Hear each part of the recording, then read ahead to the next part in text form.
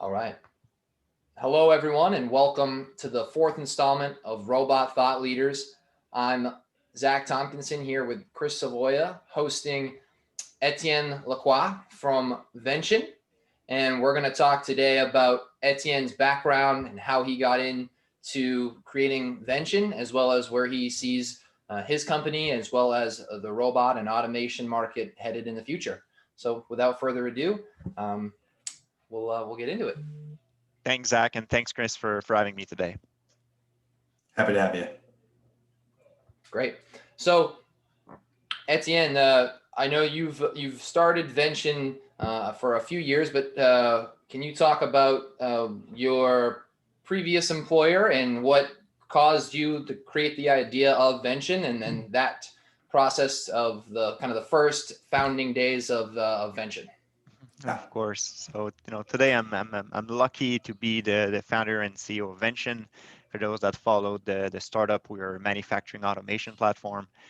We help manufacturing professionals to design and automate their shop floor by themselves. But the idea came way before. And I'll rewind back a little bit, Zach. I'll go back to probably Etienne when I'm 11 years old, because that's really where I discovered the passion for product design.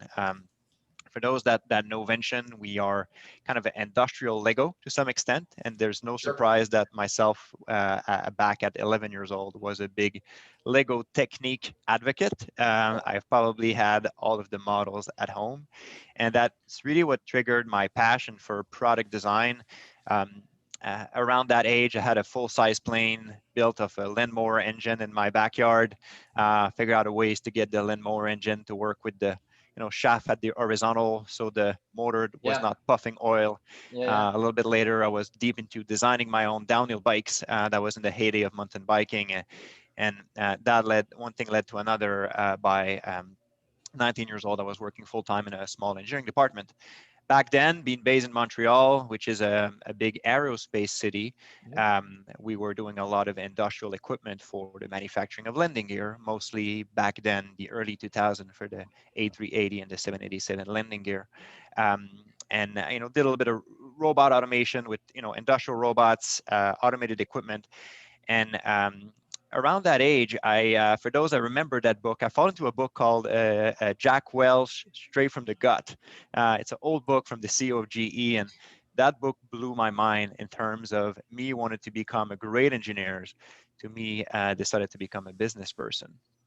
So no surprise that around that age, around 22 years old, started to work at GE while working. I was working pretty much full time while doing my undergrad in mechanical engineering, keeping that deep passion for product design, and at the time was mostly in the LED lighting space. Interesting. Interesting, yeah. That passion for product design, industrial technology, continue with me from there. Around that age, still around 22, 23 years old, I was a big CAD or computer aided system fan. I probably had all the CAD software installed on my computers, from Pro-E to Mechanical Desktop back then, to CATIA to SolidWorks, Solid Edge. I've basically put it all of those software, and one thing led to another. Being more in business, decided to do the MBA. And like a lot of the MBA people, finish school with a big debt, which is a great way to get paid back by doing a little bit of management consulting. So I spent 5 years at McKinsey. I finished as an associate principal, mostly in the product development practice. So I had a chance to work with tons of companies on all 5 continents on technologies such as aircraft, auto, power sport, power tool. So touched a lot of industries. And it's only after all those years that the idea of Vention finally came about, and left the management consulting career to start the business. That sounds good. That's a great introduction. A lot to unpack from that. We're going to come back around with some questions for sure. Before we jump into Vention, I think it's worth kind of staying on that topic a little bit. So it's funny. Did you know Esben from UR was a big Lego guy too? And if you go to UNSA actually to see the UR headquarters, we still have the original, like what they called the first prototype of the UR, which is kind of like this, not 6-axis, but it's some kind of robotic arm built out of Lego Connect. Out of Lego, yeah. All that stuff, yeah. So very cool. And same is very much true for me. I still have the Legos kind of in my father's house back home, still hanging up on the shelves and stuff. So it's good to hear. My daughter is now playing with those, so yeah, the same set. Yeah. So, where did you go to undergraduate school for your engineering degree, and what was the major that you had? So the way Quebec system, or being based in Montreal and Quebec and the province of Quebec in Canada, the school system works where you do this college layer. I did a technical college in mechanical engineering where it's very hands-on. Very rapidly you're exposed to CNC machine, robotics, 3D design, CAM software. And then I did my undergrad in mechanical engineering at ETS, École de Technologie Supérieure, which is also a very applied engineering school where most of the work is actually for for companies that have core engineering problems to solve. And yeah, finish I think back in 2007, right Nice. off in the Perfect time. heydays of yeah, in 2007. Yep. And yeah. So I think that university feeds a lot of the robotics and industrial automation talent that you see in, Montreal and in Quebec and in all those areas in Canada. Is that correct? Yeah, we're lucky, right? By far, I don't think it's the biggest in North America, but there's a good little pool of people that are really passionate about the renewal of robotics. We have the folks from Academic coming from there, the folks from Kinova coming from there. There's a big tie to the robotic guy in Quebec City as well. Yeah. So it's a one of those great school where there's the cluster is big enough so we can have a little impact on the industry. That's very cool. That's very cool. Well, maybe if there is any contacts over there of someone that we might want to interview in the future, we'd love to kind of cross notes, because I think that could be a really interesting one as well. Ilian Bonez would be a great guy to interview. Is very PhD-ish, but Yeah. great guy, and would be pleased to do that. Cool. Very cool. Yeah. So when you were at McKinsey and you were going through product development, helping other companies, essentially, I'm assuming, identify their next product and how they were going to go and build their roadmap. Is that what you were working on? Yeah, we had the field of work at McKinsey was in product development, touch a little bit of cost reduction. Like a lot of companies love to use consultant for that. It touched also on product roadmap, but also on how you structure engineering team for impact. So we've played a lot around reporting structure, incentive, so team can either foster more innovation or more efficiency in their engineering practices. So it touched of all of that. It went as far as to developing 3D print metal-based 3D printing powder technology for new companies and so on. So it was pretty broad, Cool. but very always very close to the product itself. And interestingly, because a lot of management consultants tend to be more on the strategic side of things. And we were a little cluster again at McKinsey that could actually go very deep into the science and challenge plastic specs and material selection and design and so on choices. Also looking at the engineering more than just the strategy, but really going in and looking at the formation of the product. Very full stack, right? Really deep in the design choices up to the how we're going to make money and how we're going to have a business out of that product. So very full stack. That's really so cool. When you started at McKinsey, how did you start? Did you start as one of the engineers on one of those teams providing engineering support and work your way up, or those 5 years, kind of how did it go?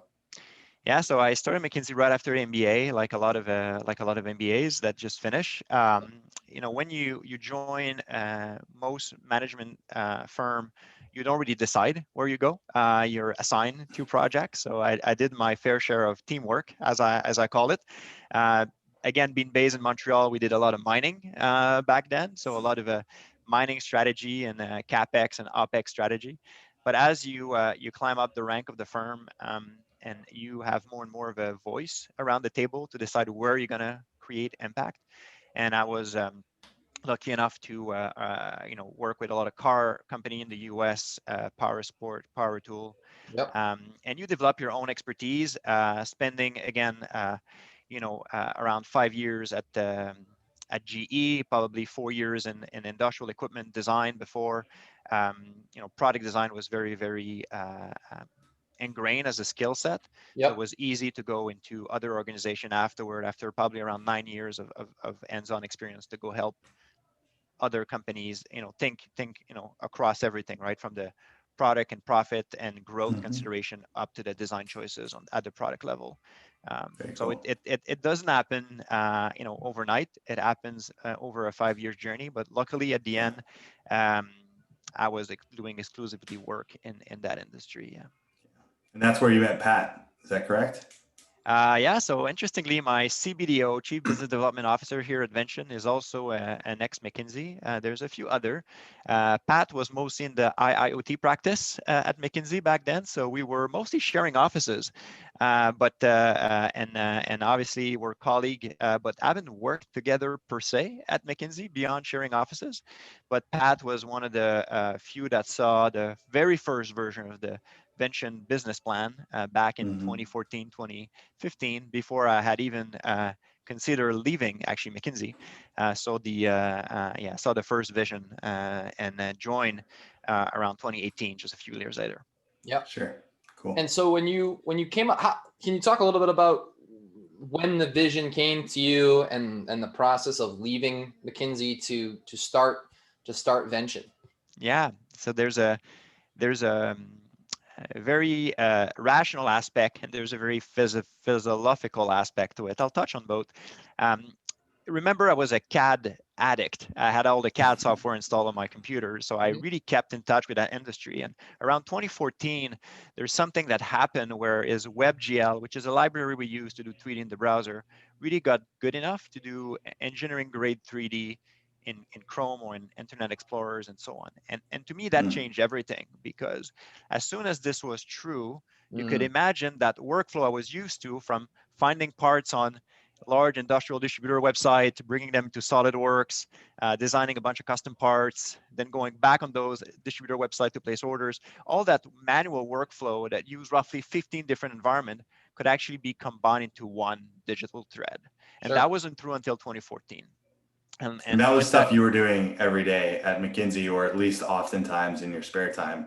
You even were more in experiencing my this. earlier days, right? Even more when I was in that engineering firm, or even more at GE, I've navigated that workflow probably hundreds of times. And as soon as WebGL was true, now you could stitch it all together, right? You can select your component, design online, automate, order, and then assemble, which is obviously offline. But most of those tasks can now take place in the same environment. So that was really the trigger points in terms of having that idea. And I remember I wasn't actually in Italy, in Florence, for a wedding back then. When I had this, when it clicked in my head, the first thing I did is I started to design all the modular part possible and try to recreate all the jig design and equipment design I had done since I was 19 years old. And the question to answer was, would it be possible to Legofy everything? Because if you can Legofy, that means you can have the part on the shelf. That means if somebody ordered design online, they can order and we can ship next day. Right? Shipping next day was possible. Amazon was doing it. So there was no reason we were not able to do it with the right algorithm. It was more a matter, can it be Legofy? Can industrial automation be Legofy? So that's the rational aspect. That was very kind of a discovery, logical discovery process. Now, so you went back and you try to remember every design that you had at done a high for level, GE or something like that. Yeah, like, all that stuff. So it didn't necessarily start with extrusions or anything like that. It started with the ideas of taking those fixtures, those jigs, as you said, and just trying to remember them in the beginning. Yeah. And then making sure that all those custom parts I had designed could actually come up with concept where they're not custom parts, right? They can be reused from design to design to speed up that workflow. That was in 2014, right? And it took a little bit of time to flesh out that business plan, but we had much more fundamental question, right? Would people accept to work outside of their normal CAD? Could we Legofy the thing? Would people accept to self-assemble? All of those were kind of a showstopper, because if one of those things was, wrong or incorrect, the business model didn't work. Right. So when we started Vention, it was a big bet, and which brings me to the philosophical aspect of that decision, which is, at McKinsey, you probably earn more than you can spend, right? Just in terms of, and I come from a very middle-class family, so having money in my bank account was like something very weird, I guess, for me back then, but it was already above what I needed to have an enjoyable life. But leaving that, leaving a firm like this where I honestly had a good time. I was doing product design with amazing client on amazing products. It's a big decision. So I came up with 3 mental tests. You can decide to keep or cut that part out. But the first test was, if I was to die today, would I be proud of myself? And that was a question that kept coming back, right? Becoming a partner in a management firm was never something really I aspired to. I have a lot of respect for people that did this. I wasn't far away from it. I was probably 6 months to a year from it. But even when I got designated associate partner, it was a bittersweet success because it was also a reminder that I was not pursuing my life's passion. I was close to it, but I was not in the action, right? Being a management consultant is like tuning your violin instead of playing it, right? So that was this question Great of, if I analogy. was to die today, would I be proud? Tuning somebody else's violin. Yeah. And Correct, right? Etienne, what age were you at that time? I just had my second daughter, my first daughter. So I was probably 31, 32. The second test was, if I was to earn the same amount of money, would I be here today? And the reality is, you're not going to earn the same amount of money elsewhere. But if the answer is consistently no, it's also a strong reminder that you're just not pursuing your own life passion. And life is short, right? Life is short. And if you're not, after a certain salary, you can do whatever you want pretty much all the time. You don't have to make so much sacrifice. Um, but if you're not pursuing life passion, and I'm a workaholic, I work 18 to 19 hours every single day, so it has to be fun. It has to be fun every single minute of it. So that was my second test. And my third test was, are you in the right dog race? And Zach, you're in sales, you're probably a very competitive person, so am I, right, in my own way. And I like to win, obviously, like most business-minded people. And the winning at McKinsey, again, that race that I was on, because it's really a race, was just not bringing me where I wanted to go. So am I the right dog race? Me to being successful as a businessman was more interesting than becoming successful as a management consulting for me. So when you say, or was I in the right dog race, are you saying that the race specific to like the industry or like the project that you're working on, or just really a race in Your general? career race, right? Okay. McKinsey, it's you get in, you have roughly 6 to 7 years to become a partner, to up or out. Everything was working super well, but the finality of that race is you're a partner. And it's all consuming, right? It takes everything of your life. I always say, McKinsey, you have 1.5 passion number 1, McKinsey, and the 0.5 is probably your partner or your significant other. You have to cut pretty much everything else of your life because it consumes everything. But if that's not the right race, it can be harsh. So anyway, for me, that question was it was the wrong race for me. I love to win, but I rather win on a play field that I enjoy playing. That's all. Or that you created. Or that we created. Yeah. Yeah. Very cool. So when you had the idea of Vention to Legify, talk about the process of leaving McKinsey, and how did you tap into the funding?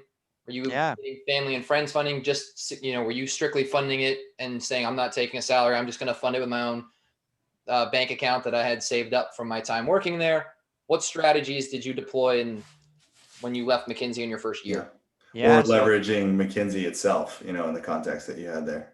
So interestingly, McKinsey offered to finance me to start Vention, and I refused. I don't think it was the right type of financing. Money comes with ties, right? And it was not the right thing for the business. When I left McKinsey, Montreal, and like Boston, they're a small community, right? You never leave. Leaving McKinsey took me 6 months because I announced my resignation, but I was serving a lot of local client, all of which have pretty much become client of Vention. And if a CEO sign up to do a high paycheck project with you and you're announcing you're leaving, he's going to punch you in the face with a baseball bat. So you have to deliver on your commitment. Plenty of time. So I delivered all the commitment I had made to all the person I had made them, including all the client I was serving. It took me 6 months, then left. And I had roughly 2 years of money in my bank account and a 6-year-old daughter. So that was okay. I can sustain myself for a little while. Interestingly, my partner at the time probably was not aware of all that, or didn't wanted to understand it too much. But yeah, I had no income for the first year or so. But very rapidly, and having tied to Boston myself, which is the birthplace of the CAD industry, it was very natural to go seek funding in that city. So I've met very rapidly with Bolt, Axel Bishara at Bolt Venture. And Axel was part of SolidWorks before, and very rapidly, Axel got the concept of what we were trying to create. Sure. And in one of those afternoon meeting, I'm at Onshape in Boston with John Erstick, which is the founder of SolidWorks, with John Stevenson, who was the VP engineering of PTC back then for pro engineers. So we have all those gray hair father of CAD in the room listening to my pitch deck. And most of them invested, and Axel invested. And when Axel got in, the rest of the investors followed quite rapidly. So that was pre-seed almost back in the fall of 2016. And how many employees did you have at that PowerPoint time? Deck. How many employees did you have? Two. So I found my co-founder, Max Windish, and Max, for those who know him, is a philosopher, classic musician, was admitted in medicine, is a mathematician, is obviously a software developer, but is a I have no shame to admit that he's significantly smarter than I am. And Max and I were introduced by the CEO of Unity 3D here in Montreal. And Max has spent his career mostly working under Paul Meritz. Paul, in his career, has been the CEO of VMware, Cloud Foundry, Pivotals, a little bit at EMC, was a former exec at Microsoft. So Max had a really world-class career in cloud before cloud was called cloud, but also Max had the career before that in video game, being based in Montreal with Softimage and Kedara. So I found a co-founder who not only had the same work ethic as I had, but then knew 3D, new cloud, new database. And obviously he's older than me, to have seen all those technologies since the mid 90s. And the good thing is when you deal with a co-founder of that age, he's done everything from firmware up to cloud, right? They've done, they've done full stack. Watched it all change in the market. Yeah, so today this come very handy, especially at Vention, where we are full cloud. We have our control platform that requires tons of firmware development and up to obviously a fairly sophisticated cloud stack, and Max can obviously help along all those layers. So Vention would not have happened if it wasn't of me and Max meeting and having very similar values and ethic around how to build that business. Never had the pleasure to meet Max, but we've talked about him a lot over a couple of beers, Etienne, and it seems like he's a great, unique guy with a ton of different interests. And it sounds like, with all of his music's passions and his philosophy and everything, like sometimes software is the last thing that he wants to talk about, He's one of a kind. He's one of a kind. And again, Vention would not have existed if it wasn't of my force and his force really meeting up and making it works, because you especially in the early days, right, you spend more time with your co-founder than your wife and kids, so that this is a wedding, it needs to work, and it worked very, very rapidly. So that was the early days, and from there, Vention is a hard business to understand, right? I remember some VC was telling me, so you guys do overpriced shelving. And obviously they did not understand the vision we were trying to go after. And especially at the beginning, we had 70 Lego parts, nothing in robotics, nothing in automation, only structural equipment. Sure. We had great client. Tesla was a client back then, and a couple of big names like this, but the vision forward was really hard to understand. It took a couple of individuals to really step in at the right time. And most recently, a big stepping stone for us was Ajay Agrawal from Bain, also based in Boston. And Ajay, I guess one of his main deal or achievement as a VC with Bain Capital Venture was Kiva System, which has become Amazon Robotics. So when we met Ajay, it was clear that was the right fit. Also an ex-McKinsey, an ex-Harvard. So we had a lot of tie and connection, even though we never met each other. We were very well connected, and and that was your makes series sense for us to do a business together. That was for round A. Yeah, Series A, which was your 17 million Canadian. Correct. Is what you have that reported as, which was what 2019. Yeah, I think that was towards the, we announced that in 2019. I think it was closed late 2018, but we've been pretty diligent, one round per year. Now we can afford to space them out a little bit more. But And you in and the you had early your days, Series B this year. valuation changed so quickly that you just want to raise more often, smaller amounts. So. Yeah, Yeah. and so you had your Series B this year, correct? Yeah. 38 million. Yeah, we did the 38 Canadian with Georgian partners. I like to describe Georgian as the Sequoia of Canada. In a sense that is probably the best firm that we can find up north. We're very lucky. We brought Emily Walsh on our board as well, a very smart woman to our board. Georgian's going to be with us for a long ride. It's a pretty substantial fund here from an asset under management perspective, and yeah, we just closed that. We announced that I think in June this year. It was closed a little bit before the pandemic, so we were lucky campers from a timing perspective. Yeah, congratulations on that. As I wonder what that would have looked like if it were, just post pandemic, and if that would have impacted the valuation at all. Just with, I'm sure, how every business slowed a little bit. So I do want to talk a little bit about how your business has changed in the pandemic. But I want to come back to that because I want to ask a question back on when you first had come out and you were targeting, as you said, overpriced shelving was one of the feedback that you had gotten from a VC. You said, at that point we weren't focused on robotics and automation. We were just focused on being a CAD software that people would buy. You had 70 pieces of aluminum extrusion at that time. What 70 caused Legos you to pivot beyond the extrusion? Like yeah, 70 Lego parts to some extent. Yeah. What yeah. I'm sorry, yeah, excuse me. Yeah, that's what I meant. But what caused you to pivot into other avenues and adding in robotics and automation as a part of that? So I wouldn't call that a pivot. It's more about in which order you build the vision of Vention, because it's a humongous undertaking to build a CAD software, a small PLM software, a PLC programming software, a PLC. Now we have 800 Lego parts. There's an order that this needs to be built on, and you cannot build everything all at once because nothing will get done. So we had to start with structural. That was a way to get the sales going quickly, get our foot into great account that will become recurring and show traction. And we started that with a couple of Lego parts, a CAD software, a cloud-based CAD software that was functional for just a few use cases, but not all of them. And as we progress, it became very clear to us that Vention was a great fit for Cobot because of the value of simplicity and accessibility that we wanted to bring in the space of machine design. Cobot wanted to bring that in the space of robotics, especially self-serve robotics. So it was a perfect fit. And very rapidly, a connection happened between obviously Vention and UR. And there was opportunity to create value at that interface, because robot never lives in the robot cell alone. They live in the robot cells with part presentation. They live with a range extender, with a pedestal. There's other equipments around as well. So there was an opportunity to kind of amplify the robots by bringing the surrounding of it. So we decided to work on the surrounding, not touching the robot, not touching the end of arm tooling, and focus on those opportunities that we feel were present around the robot cell.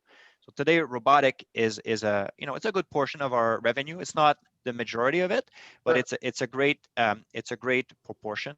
We're still very involved in more traditional manufacturing equipment and PLC-based industrial automation equipment as well.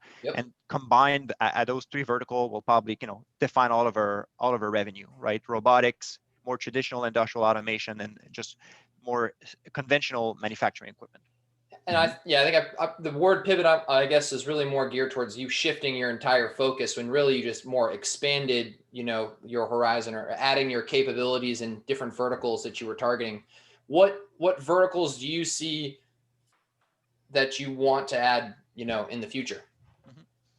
There's a topic we're super passionate about at Vention, which is, if you think about manufacturing today, especially the high throughput factories, they've been automated for years, and they have, they have very good product offering to serve those factories. But vast majority of manufacturing in the United States, Canada, and elsewhere is not high throughput. It's actually higher mix, lower volume. And most of those manufacturers today aren't automated. And if they're trying to use more traditional technology to automate with this, the costs become prohibitive and they're high mix. So that means their payback period needs to be very short because their contract length is very, very small. So if they're trying to use traditional technology, traditional PLC sensor and so on, plus add the cost of system integration afterward, most of the time the business case just don't make sense for them.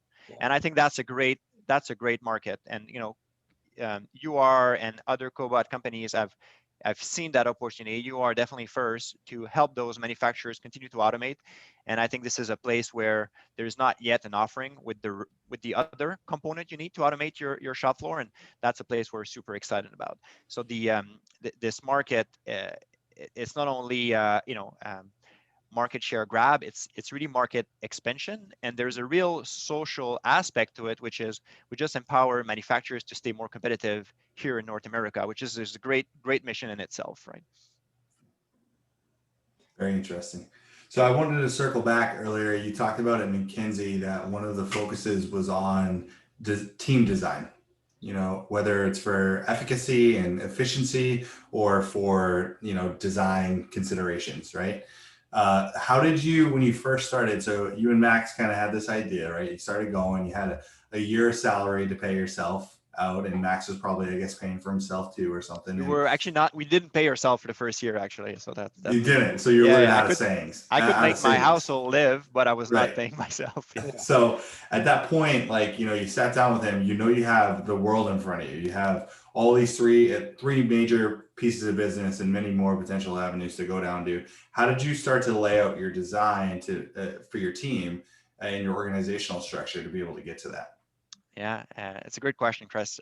We had developed a concept, we call that aggressive prioritization. And it's for a lot of software developer, that was a little bit of a shock to understand that. And we were telling our software developer, if you're working on a feature that will not be seen by the customer, you're destroying value right now. And software developer tend to value themselves a lot in what's hidden, right? The back end, how robust is the infrastructure, and what's visible, the front end, it typically is something that it's not really important, that piece. And for us, we did the completely opposite. It takes a lot of pragmatism, and I guess you need to leave your ego out to some extent, and because if you value yourself only in the quality of your code, by operating with aggressive prioritization, it's very uncomfortable, because you're going to cut corner on purpose on that code to go faster to revenue generation. But we knew, especially with the complexity of the business model, we were pushing forward, that if we didn't have strong revenue traction, we would never get to the next funding round. It was too much of a step to ask investor to believe, right? We're hardware, there's no subscription, right? All of that was going against the principle of what VC loves to invest in. And non-recurring hardware components in a commodity market, aluminum extrusion, right? That makes no sense, right? So it's a hard process to go through. When they see the units economic, they get it, but it takes a little bit. So we went with this aggressive prioritization concept, where we really focus on what brings revenue in the bank account really, really quickly, and eliminate everything else. Today, we have the luxury of making investment that are 6 months out, 12 months out. But if you go back to 2016, 2017, it was the next 2 months. If it doesn't generate more revenue in the bank account in the next 2 months, we're not doing it, right? It's not going to get prioritized ever. Interesting. It sounds very Steve Jobs-esque, Apple-esque. Like, how is it providing value to the user? Thinking about the user experience first, really, before any of that back end stuff that goes into it. So a lot of the back end was manual. Actually, probably until, I don't think we had any accounting software or any CRM until 2019. Everything was the front end was automated, but all the back end was very manual, because it was not, from an investor perspective and so on, it was not creating value. Now it's not the case now, but we had to make those. Now you're patching all that up on the other side of it, and going back in and making. It's pretty well patched now. I have to admit, it's pretty well patched. But but you have to make those trade-offs initially.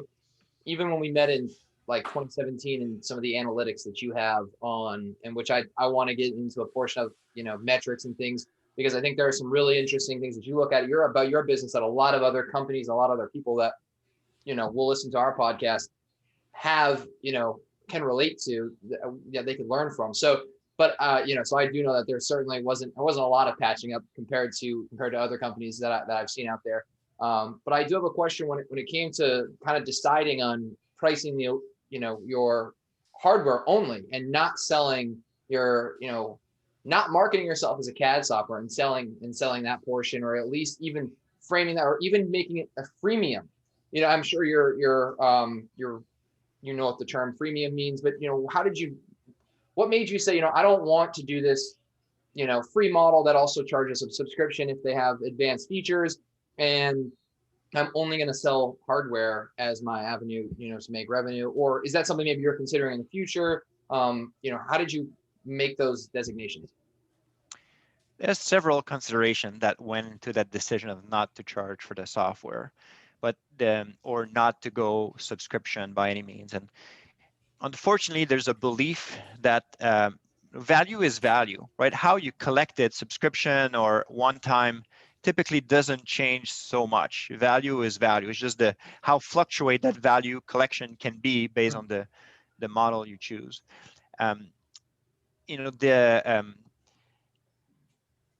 For us, we always felt that if we do a good job at providing a simple software that leads to a design that will be suitable and that will give confidence to the client, the sales will come in. And that the fact that I don't charge for my software enables me to have more people on the software, and I learn faster around how to make that equation work. So those two things always came back in a sense that the cost of operating the software is not really high. If you think about just engineering software as a market is 15 billion. Industrial automation as a market is 150, right? So there's way more value to go capture on the hardware side of things than on the software side of things. Different margin, but even if you factor in for margin, the absolute dollar is like a tenfold on the hardware side of things than the software side of things. So we never felt that trying to monetize the software was of value. In fact, we felt that by giving it away, it forced me to align my incentive with my client. If I can bring them where they want to be, they'll buy from me, and that's a very fair and honest transaction. So that's how we thought about this. And they're getting something tangible. Getting something tangible, yeah. So we never tried to go after a subscription for that very purpose. We just didn't feel it actually create value. It extract value, but it doesn't create value that can be shared fairly between us and the customer. It would limit your upside user potential as well, the amount of users and the penetration in the market that you would have of just number of users. And we can see that to be evident. I mean, there's plenty of partners out there that I know of that started using Vention just to mock stuff up, and they just kind of wanted a playground to go and try stuff in quickly online or to share designs or something like that. And over time, it developed into purchasing and everything else, making a true customer out of them. Well, it was that and speed that, made it so that it was readily available and that people started to use it from back in the early days of, well, that can be there next week. Great. Let's get them, let's get eventually. We don't need to go and get this, stand for a robot or jig fabbed up. It'll be there next week. And I can draw that up very quickly without having to send CAD files over to another company to then mock it up and then send it back. And then I'd agree to it. And then it'd be done in a month or, 6 weeks from now. And so I think that, that speed and ease of use that you brought into that market really changed the world for us, and allowing selling cobots that can be there from our delivery times being a week, that made it just paired really well. And so we saw a quick adoption because finally we had other products that allowed the robot to be installed faster, paired right to the robot, making the relationship work. So that's kind of where we first saw interest, and I was amazed at the product then, and only just to see the growth over the past few years has been amazing. So first of all, congratulations on what you've been able to do.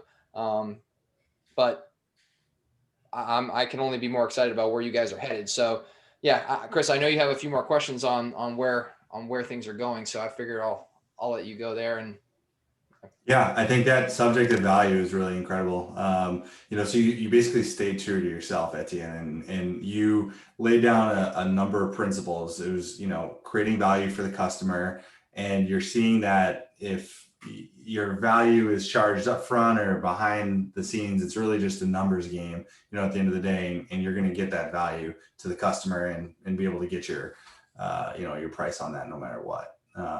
Yeah, I think that's pretty awesome. So in terms of, other subjects, I think organizational structure at Vention was very interesting to me. And when you and Max were first kind of starting out, what were the first hires that you did? Did you go out and you hired a few more developers, or did you go out and make that sale? Were you really striving to get your initial customers within that first year, or were you, trying to build a framework? It sounds like, and actually what you were doing is probably value added stuff right away. So how did you kind of do all that? Yeah, in 2016, if you were to partake in one of our board of director back then, we didn't have any financial, we didn't have any revenue, right? So what do you do in the board then? And we had this list of 10 hypotheses. Those things such as, will user want to self-assemble? Or will user decide to work with Lego parts? And so we had all those, like this list of core assumption, and if one of them was proven not true, business model didn't work. So we had 10 of them, and that's what we were tracking. What have we done during the quarters to de-risk those 10 things? And for probably the first year and a half, we mostly work on them, didn't focus too much on revenue. And that's probably the cleverness and the wisdom of Axel Bichard, our first VC, that give us the space to operate this way and really focus on cracking the business model more than just pushing for revenue right away. One led to the other. The second phase was now we know this can work. We don't know the scale yet, but we know it can work.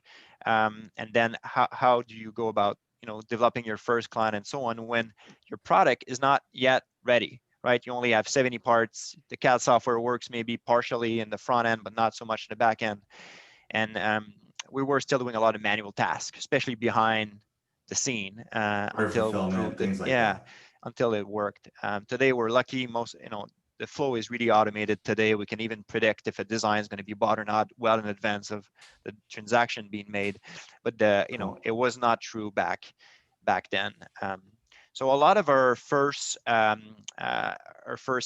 to go back to your question, we're actually on the software team. Still today, our software team is disproportionately bigger than every other team that we have at Vention. Between my software team and hardware team is probably kind of a 7-to-1 ratio. It's massive, right? It's really deep. The world. How many people do you have on the software team? So roughly we're around 140 right now at Vention, but it changed so quickly, right? We rewind back 2 months, we're probably 120. So it goes quick. Wow. But our biggest team is software. Yeah. How many total employees in the whole company? 140 now. Yeah. Oh, okay. Sorry. I thought you were saying 140 on software, and sometimes we fluctuate with people, and now we're back down to 120. So and I was like, how do you going to say that you're letting people go, but now I see that was not what you were saying. So that's good. No, in fact, even during the pandemic and COVID, we didn't let anybody go. We actually continued to hire, mostly on the product side of things. So yeah. And were you guys able to grow? Yeah, we had a pretty good year. Interestingly, our client mix shifted. We were, Vention serve most manufacturing industries, automotive, aerospace, robotics, and others. Let's be honest, automotive and aerospace stopped pretty much in March until probably mid-June. So we still kept all of those clients. They still bought from us, but not at the level of previous year. Yep. The client that really became active this year are big tech company that all have some sort of robotics or roadmap. Industrial food company, industrial bakery, for example, that saw a big spike in demand because people are at home, they eat a little bit better than going to a restaurant, and as a result, those companies have a lot of building material company, doors manufacturing, windows manufacturing. People stayed at home, they started to renovate their home. Those doors and windows companies tend to be not very automated, so they start to deploy a lot of technology to automate because they saw a big spike in demand. So we did a lot of those projects. And obviously, we did a lot of COVID project, mask assembly, security panel. I cannot even name how many healthcare related. We did assembly line for respirator, and ventilator, and so on. So we did a lot of those things. Yeah, but it shifts. So the client mix have shifted quite a bit. All the clients are still active, but the mix of client and the top client has changed to reflect, I guess, what we're all going through worldwide right now. Yeah, it's amazing. Your sales cycle is so short that you can see those pull-on effects in those industries almost immediately. You know, like if you had asked some other probably OEM or equipment suppliers or whatever, they would be able to tell you the same thing, but maybe 6 months from now, you know, or something like that. But because of the way that your company is set up, you see those effects propagate. Yeah. And what, when you look at your revenue growth that you've had, you know, year over year, was your first year of real revenue in 2017, or was that not really till 2018? No, that was 2017. It was small, right? The value of a great home probably in Boston, but that was the first year. Yeah. So we one of the decisions that my co-founder and I took back then was, since the Vention story was really hard to understand, there's so much pieces to build for the vision to come alive that we knew we needed revenue very quickly. So our time from inception to revenue was 6 months, right? So our first sales was 6 months after the day zero, right? Which is pretty short. A lot of technology company will take a year or 2 years, even more, of incubation before they actually go to market with their first product. But we knew that we wouldn't have that luxury in the eyes of the investor. So we went for a very kind of quick to market strategy. So 2017 was first year, and now we're just starting 2021, and yeah, and the growth has been, you know, pretty good. Cool. Zach, I think you should move into your metrics topic. That has become a hallmark of something that he loves to ask. So you want to get to that? Yeah. What metrics do you look at? And specifically, if you could name, you know, if it's just one that tells you what success you're having on a weekly, monthly basis, that you really, that it might be more outside the box than, you know, obviously you could say revenue, but I think anybody could really say that. But I mean, what metric do you look at to tell you the health of the business, you know, for now and maybe projecting out a few months or, you know, the next quarter? Yeah, it's a great question, Zach. The running a startup or high growth business is like flying a rocket ship versus flying a Cessna, right? So you need different indicator, right?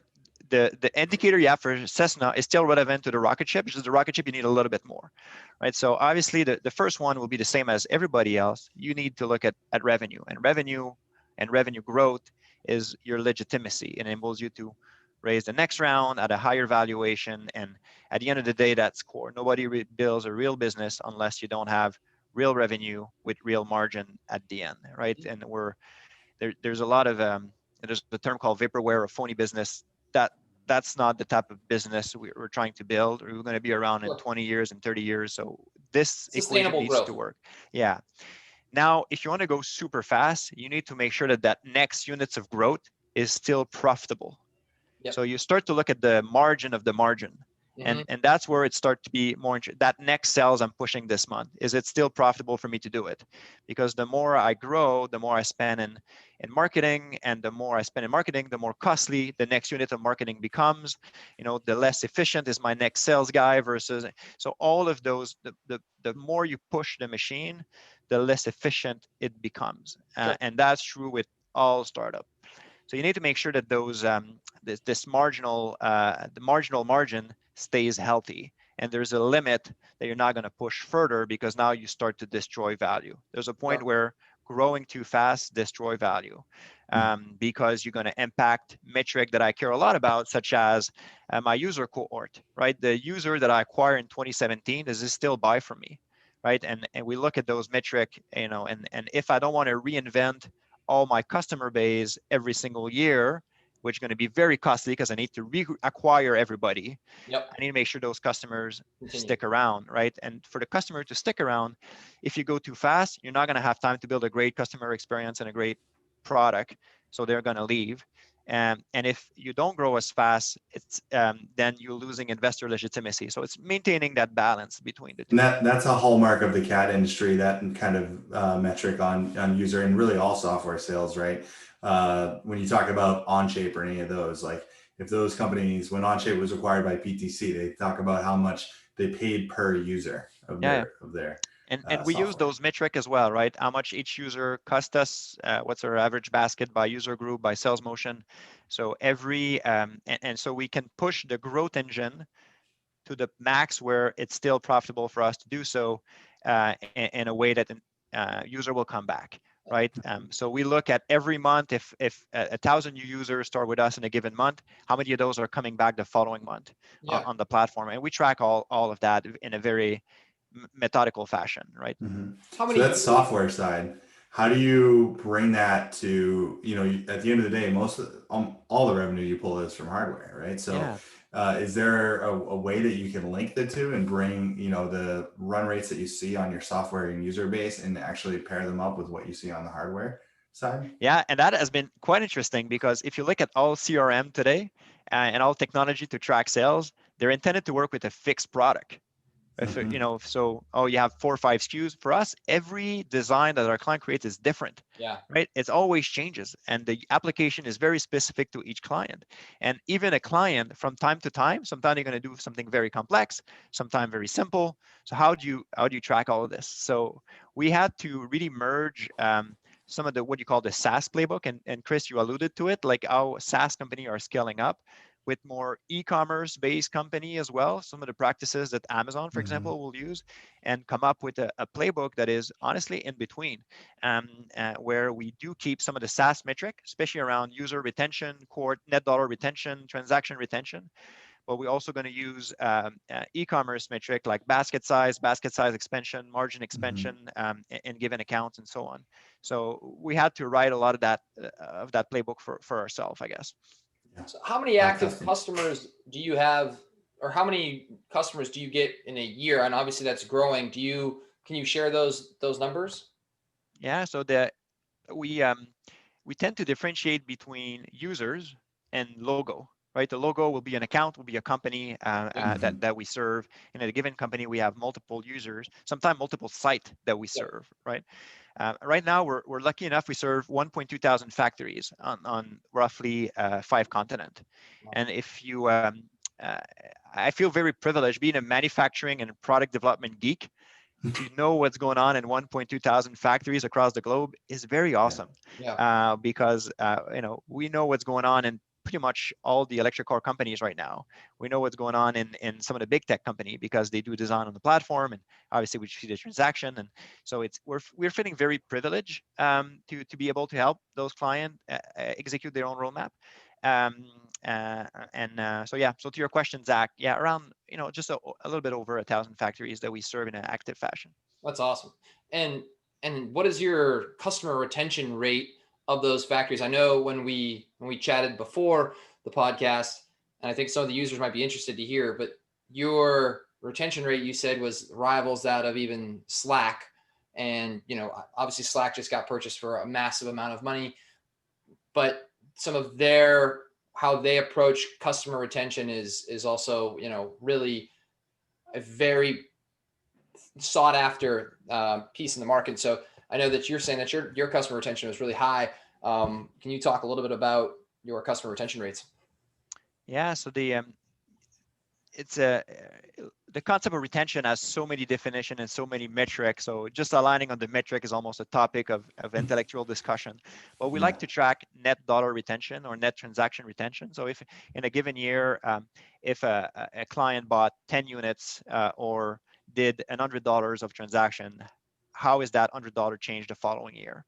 And if you look at Slack, for example, just Slack is probably running around 1.3 to 1.4, and it's very due to the fact that they go after typically small company that grow very quickly. They're very young, right? So in my generation, they're very kind of digitally fast digital adoption, and we grow. So if I look at my Slack bill, for example, we started in 2017 with probably 5 users. Today we're 140 and that use multiple services. So obviously our account has probably 6-fold. So obviously Slack is very happy with our account. The concept of Vention is similar in the sense that we're going to start in one factory with probably 1 engineer that's going to have a problem to solve. We'll use Vention for that problem. Through this first project, you will probably add a senior engineers to review his design, probably a purchaser, probably somebody is going to assemble the equipment as well. So by the time that project is done, obviously we're able to have an account that probably have 4, 5, 6 users sometimes. And then the next project there's an internal referral that comes. So those accounts grow over time from a user base perspective, and then transaction volumes and so on. And that leads to a great retention that, yes, can compete and even outperform some of the very good SaaS company as a result of that. We don't see Vention as a tool that will replace everything. That's not the case, and that's not but we see Vention as another screwdriver in the toolbox. And when that screwdriver is going to be the right one, they're going to think about, I'm going to use Vention for that type of problems. So that has been, it's a good screwdriver. It's a little Swiss knife. Yeah, Swiss knife is right. Really cool. So I have a forward leading question, but Chris, I think it'll be nice to end on my question. So I think I'll let you. We might be thinking of the same one. So okay, let's hear it. No, you go. Okay. So when you look out in 5 years from now, and we've always prefaced this question to every one of our attendees, and where do you see the market going for industrial automation, like a piece of technology? It could be a product. It could be a bigger, industry. But really, when you look at automation, what is going to change, and where do you think we're headed? And as an example, I'll let Chris give a couple of examples because he does a better job than I do. But collaborative robots were maybe 5 or 10 years ago. And looking out and seeing something along those lines. And in the future, maybe path planning, manipulation. I don't know, like any of those kind of technologies around automation. What do you think is going to be the one 5 to 10 years from now that's really going to take the next big leap going forward? I'm going to give you probably 4 items, but I think there's an umbrella theme that is what I said before, right? The more people are automating today than has never been the case, and especially those higher mix, lower throughput factories. We don't have just a control group or an automation expert group, right? And to serve those factory, you need a product or a way that is way more self-serve than going through a system integration project, right? They need to be able to, get their equipment quickly and deploy it by themselves. And to get there's a couple of technologies that will be required to answer your question. I think one of them is just code-free. A lot of the folks on the manufacturing floor today, the folks that operated the floor today, are about to become the folks that will create the floor of tomorrow. Those guys and ladies don't know how to code. And Cobot tackle that problem heads on. I think code-free will go beyond Cobot. I think that's one. Number 2 is, robot has been cracked with Cobot.